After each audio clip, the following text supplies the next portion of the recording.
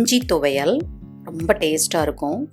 எப்படி செய்கிறதுன்னு பார்க்கலாம். ஒரு சின்ன நெல்லிக்காய் சைஸ் அளவுக்கு புளியை ஊற வச்சுடுங்க. ஒரு கடாயில் ஹீட் பண்ணதுக்கப்புறம் கொஞ்சமாக எண்ணெய் விட்டுக்கோங்க.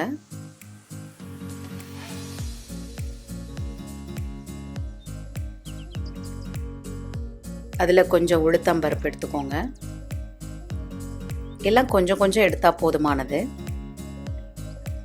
நல்ல வாசனை வர்ற வரைக்கும் வறுக்கணும். உளுத்தம்பருப்பு மாதிரியே கடலைப்பருப்பும் சேர்த்துக்கோங்க. ரெண்டும் சமபங்கு எடுத்துக்கோங்க. ஒரு 4 காய்ந்த மிளகாய்,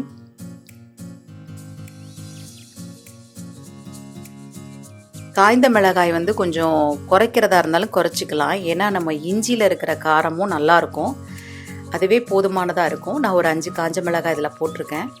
கூடவே கொஞ்சம் கருவேப்பிலையும் சேர்த்து நல்ல கமகமான வாசனை வரும், அந்த அளவுக்கு வறுத்துக்கோங்க.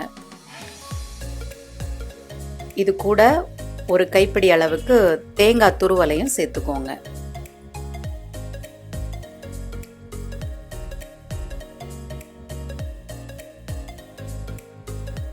இந்த மிளகாய் சேர்க்கறதுனால அந்த இஞ்சி துவையல்ல ஒரு விதமான வாசனை வரும், அதுக்காக தான் அதை சேர்க்குறோம்.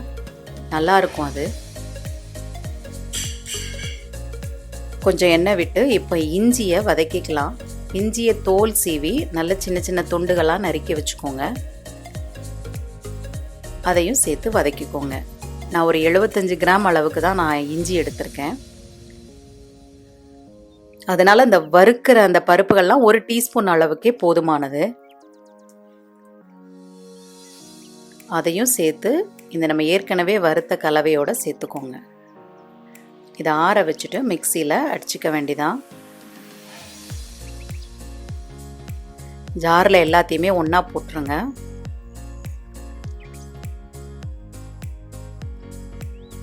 இது கூட ஊற வச்சோம் இல்லையா, அந்த புளியையும் சேர்த்துக்கோங்க.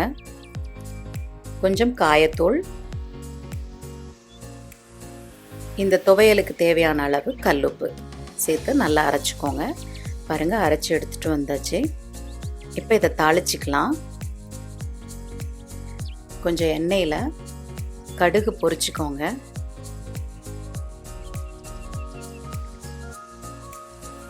கடுகு பொரிஞ்சதுக்கப்புறம் 2 கருவேப்பிலை போட்டு கொஞ்சமாக காயத்தூள் அதோடு சேர்த்து அது நல்லா பொரிஞ்ச உடனே அதை அப்படியே இந்த சட்னி மேலே சேர்த்துருங்க.